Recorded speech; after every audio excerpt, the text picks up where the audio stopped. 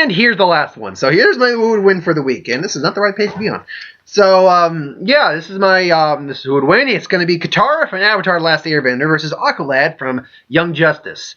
Now, when I say Young Justice, just to clarify, when I say define these characters, I'm defining Aqualad by Young Justice, the animated series, and probably the comic strip he was in. I'm sure it was a Young Justice comic strip.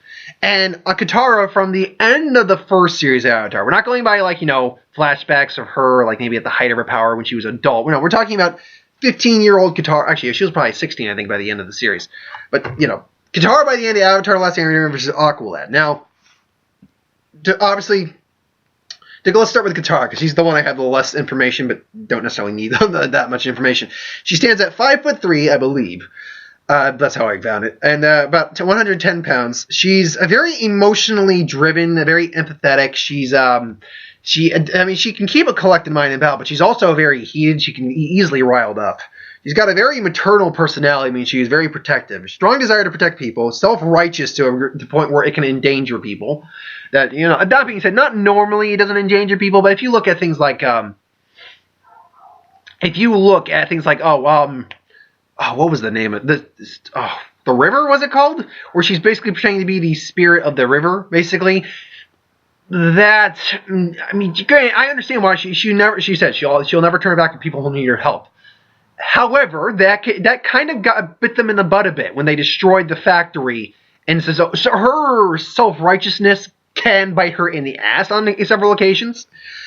But let's get on to the main point. She's very agile based on her given her water bending. She's a water bending master. She is literally a master. She can do multitudes of things. She can create constructs, manipulate water into whips formations, summon giant waves of water, create like water shielding. You know, she can basically create a bubble, an air pocket underwater to basically stay underwater in. She can create whirlpools. She can create ice. She can bend water in plants. And during the full moon, she can blood bend, which means you can literally bend the water in your body, which is frightening.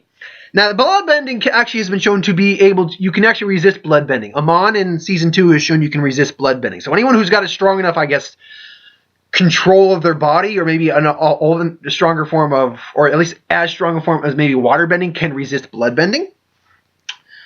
She's also capable of healing herself, using water and her chi to create healing effects. Now, that's not instantaneous. Like maybe a cut and burn, she shows you can actually heal that pretty quick. But anything like long-lasting injuries, that can take longer to heal. But let's be clear, she's actually self-taught originally too. She's very good at coming up with techniques on the fly. For instance, when she was fighting Paku, I believe that was his name. Yeah, the master at the Northern Tribe. He's a waterbending master, and she was holding her own for a good while, even though he wasn't going all out. She was doing things like sliding on, like literally skating on ice. She literally also grounded herself on the ice, freezing her feet there. She chopped down a column of ice and started using creating blades of disc. That was good. She turns ice columns into powder. So even at that point, she was highly skilled for a waterbender, really. And then after being trained, she became a powerhouse. She can create blades of water, create the octopus formation. That was funny. She can freeze water in an instant. And then one of the cool things she once did was when at the end of the series when fighting Azula, she froze them in there. Then all she did was breathe out, melted the water so she could move, tied her hands down, cupped her to a grate, and then dropped it. Now that being said, she's not invincible by any stretch of the means. Her chi can be blocked. She's still human. She's just a physical human, so she can only take so much punishment. She's actually not very she can take actually a decent beating physically, but she's not the powerhouse. I mean, in terms of physical strength of the group, she's very agile because of her water bending.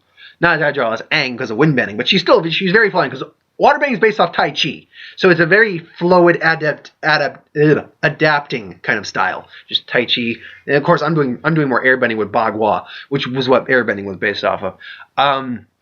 So Katara's nowhere near invincible. She's been defeated actually several times. In fact, let's see. We'll have to go with Season 3 Katara, because actually no, we can go with Season 2 because she was a master basically at the beginning of Season 2. So if you go by Season 2, she was defeated by an earthbender because there was not enough water around for her to use, and the water that she had was basically kind of absorbed into the ground. She was defeated by the Dai Li and Suki. Twice she was defeated by Suki. And then she was also defeated by, I'm trying to think, in season 3. She couldn't take on Combustion Man or Sparky Boom Man.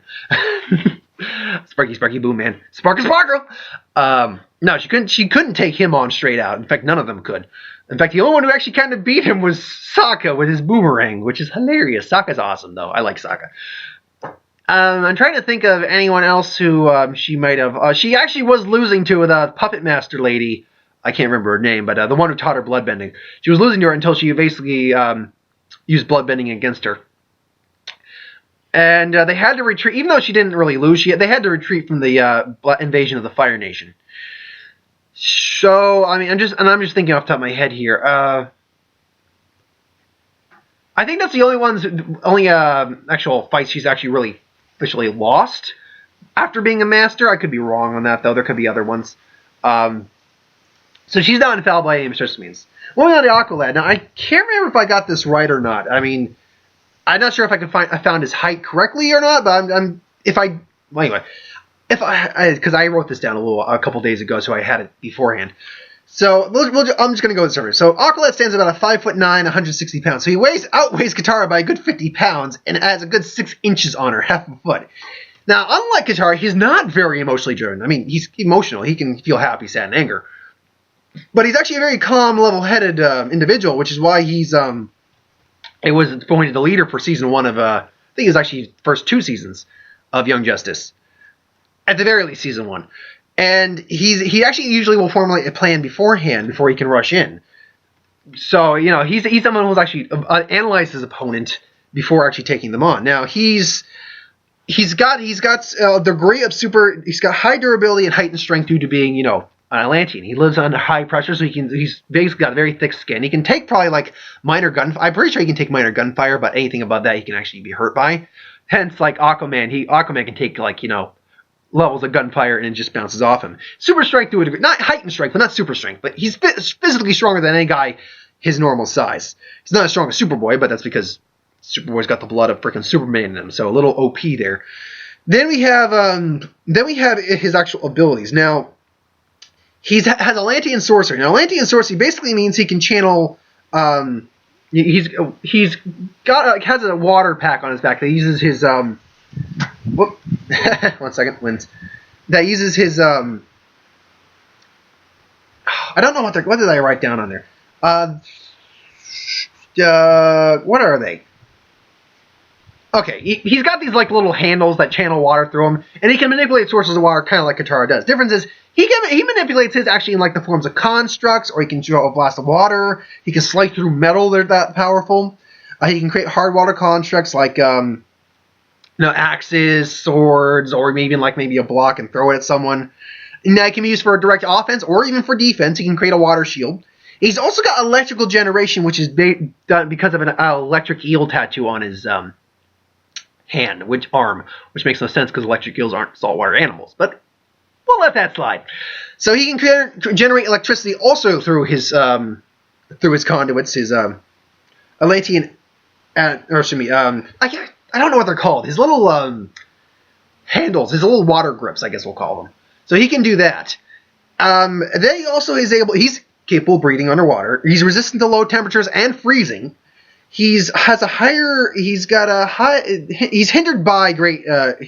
greatly by intense heat, however. So heat, like in the desert, will basically do him in a little bit. High resistance to poison or toxin resistance, particularly jellyfish toxin. He's a hand-to-hand combat expert. So he's actually able to hold his own. He's able to hold his own against Robin and even Superboy for a little bit. Now his water. Oh, there we go. His water bearers. That's what they were called. So it has his water pack holds a set amount of water, but he can go for other sources of water nearby. He's strong enough to go toe-to-toe with Superboy with extreme difficulty. What was the year? Year of what did I write here? I had he's actually had it. He's actually got military training to him. He's actually trained by the Atlantean military. So he's strong enough to go with great difficulty. He's strong enough to go toe-to-toe with Superboy, who's basically a lesser form of Superman. And he's all around pretty. Now again, he's not invincible because again he's can go toe-to-toe, but, anything like Superboy enraged or anything like that, he's pretty much down for the count. There are far more stronger beings against him. He's also not immune to heat. In fact, heat hurts him a lot. So he's a fairly capable being. Now, the way I see this fight kind of breaking down is, honestly, maybe something along the lines of maybe Katara hears about Atlantis. Maybe Atlantis is now sitting on the surface, so she goes to visit. And maybe Aqualad's there, and he's just like, no, I'm sorry, you can't. Why can't I go in? Some stupid misunderstanding takes place. So it's like, fine, let's do it. It's like, and then Katara would be the one to actually initiate the fight, because she's kind of like that sometimes. Now, the fight would start to break down. She'd probably throw out just massive amounts of water at him. And we got to give this advantage. It's probably taking place at night, so the full moon's up. So she's using water bending. Now, Aqualad probably is just going to like start dodging and maybe use his water bears to kind of make offset some of it. But I don't know how much water he can carry. His pack carries a set amount, but I don't think he can't manipulate the ocean. So Katara can create massive waves, so he can only manipulate so much. So he's going to do his best, get hit by a bit. But again, it's water, so it's really just going to be like, okay, look, can we tell? It's like, fine, very well, let us fight. So he'll bring out his water bears, form maybe some swords, and start going into hand-to-hand combat. Katara will do her best to avoid those. And I'm not certain if she can manipulate... Actually, I'm going to go in a sense that if Toph can manipulate Gaara's chakra sand, then she can probably manipulate... Katara can probably manipulate Aqualad's Atlantean, sorcery water. However, and Aqualad's going to wait for the right moment. He'll still continue to use his weaponry, and then she'll probably continue to try to, use it against them. He'll probably fire blasts, sheath his water bearers, and then go in for a full shot. Then start physically beating on her a little bit. Maybe just do a gut punch. Be like, oh, it's like, and then she'll be thrown for a loop. He'll bring out the water bearers again. She'll start maybe doing start trying to freeze him in place. To which that might work for a little bit, might hold him still. But then he'll do more likely Aqualad will use a combination of his water bearers and electrical manipulation to break out of the ice. Also to just crack out of there with heightened strength. So, it's like, and now he'll be a little more upset, but he'll still be like, she can not only manipulate water, she can manipulate ice. I must be careful. So he'll go back in for an assault. Katara will then be on the defensive, trying to best to avoid it. He'll use electrical manipulation to try to stun her. And because she's so close to the water, and even she'll use those water whip things, if she's using the water whip, she's going to be in a world of hurt. Now, I don't think she'll be down for the count, even though she's been shown to be put down pretty easy on occasions.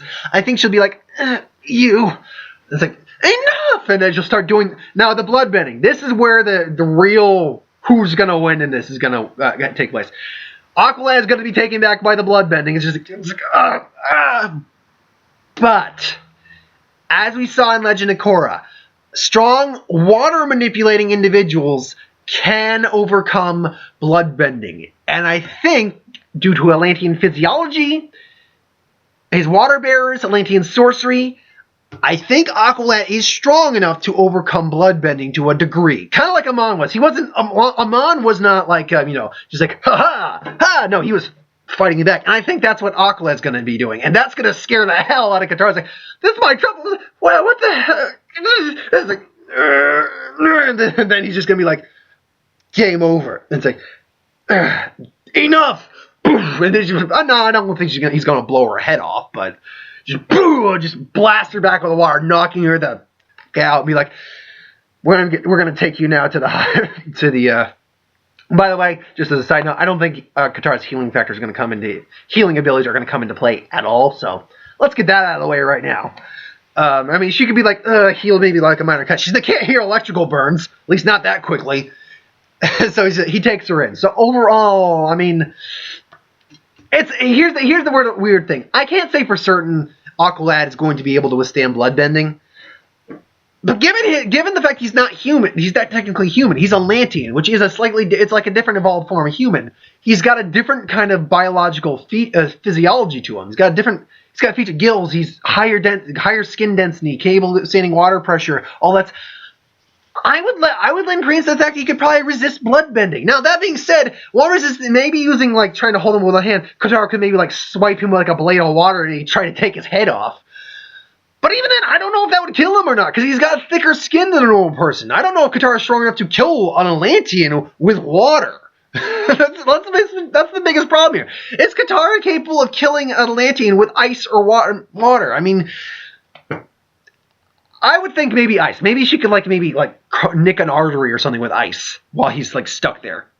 And then hell, maybe when he's bleeding, pull his blood out and then just slice him to death with his own blood. See, that I could see maybe happening. But overall, I gotta give this to Aqualad. He's just got the more formal training. He's the more physical combatant of the two of them. Katara almost never does physical fighting, and he's got more overall abilities to go with him. Not just water bending and ice and all that stuff. He can't do ice, but I'm sure he can destroy ice and bend melt ice down with electrical and his water bears. So. Now, also, let's be clear. Katara can maybe also sense the water in his pack and maybe use that, but then again, he can manipulate existing sources of water too. And if it's an area where there's water all around for both of them to use, it's not a huge issue. So, yeah, I gotta give this 90% to Aqualad, but that 10% where in that weird scenario, blood bending and maybe a killing blow to the neck, maybe. Or I see this other thing happening. They fall in love and have little Atlantean water-bending babies. And there you can now ship that pairing, folks. I now just created that pairing, even though I'm sure that pairing probably existed. So, thanks for watching. That's my thought on that. 9 out of 10 times, Aqualad wins, but, once in a while, Katara's probably going to pull out a killing blow. And, as I say, this isn't always a fight to the death, but Katara's really going to have to maybe try to kill him in order to beat Aqualad, because he's just a physically tougher opponent. So she's going to have to pull out all the stops for that. And even then, no guarantee. I give it 9 out of 10. So thanks for watching. I hope you enjoyed. Like, comment, share, subscribe. As always, if you want us to review something, put in the comments below, let us know. We'll do a review of it at some point. So this week it's Crimson Peak and Goosebumps. Now I checked my show times for it in the local theater.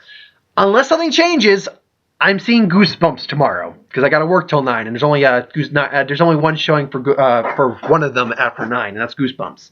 Now if that changes, it will be Crimson Peak. Make no mistake, it'll be Crimson Peak if that changes. But until then, it'll be Goosebumps until further notice. And then I'll have to catch Crimson Peak on Saturday. Because I really want to see Crimson Peak. I'm looking forward to Crimson Peak. I really hope it's not going to be a Fantastic Four. I was looking forward to that and be heavily disappointed. But I don't think it will be. So thanks for watching, and I'll see you next time.